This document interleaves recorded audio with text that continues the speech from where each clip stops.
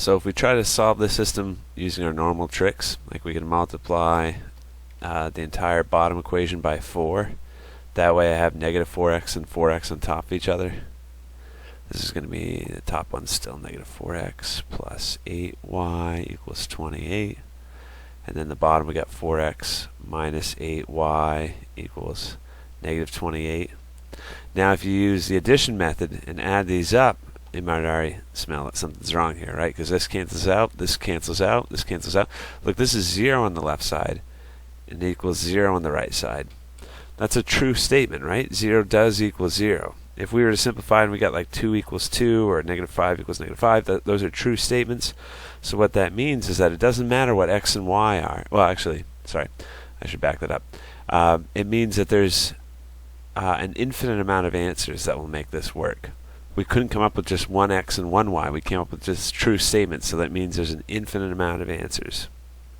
So to express that, they say if there's an infinite number of solutions, enter the general solution as an ordered pair in terms of x. So what Mobius wants is it wants everything in terms of x. So your x value, that's already in terms of x. The y value, we need to come up with a formula for what y is. Okay, the reason why these two equations have an infinite amount of solutions is because they're the same equation. Because look, if you multiply the last equation by negative 1, that's a balanced step. It turns out to be the same equation up here. If you graph both these equations in Desmos, you're going to see they make the same line. So what you have to do is take either one of the equations and solve for y. So let's just take this bottom equation. Got x. Actually, I'll take the top one just in case yours, all of them have a coefficient of x.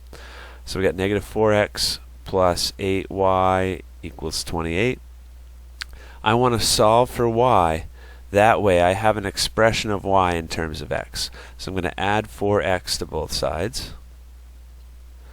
So that gives me 8y equals 28 plus 4x. And then I want to divide everything by 8.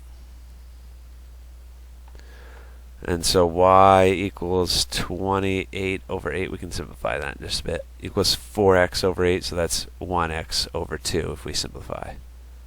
And then if we simplify this fraction, this is divide the top and the bottom by 2.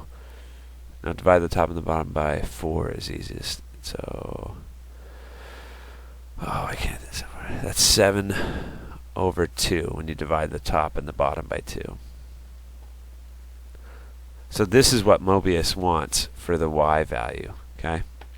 That's how you express the general solution as an ordered pair in terms of x. So here's our x, and then I'm going to type 7 in Mobius. I like to use extra parentheses because it couldn't hurt. 7 divided by 2 plus x divided by 2, and then I'm going to close the bigger parentheses. That's how I'd type that answer in Mobius. I think I got that right here. Zoom in. X over 2. Yeah, I just have it reordered. So you could write it like this and it would work. So 7 over 2 plus x over 2. So this is one way of writing it. Or you could write it like this. 7 over 2. I guess you don't need those parentheses. 7 over 2 plus x over 2. And Mobius will be happy with that.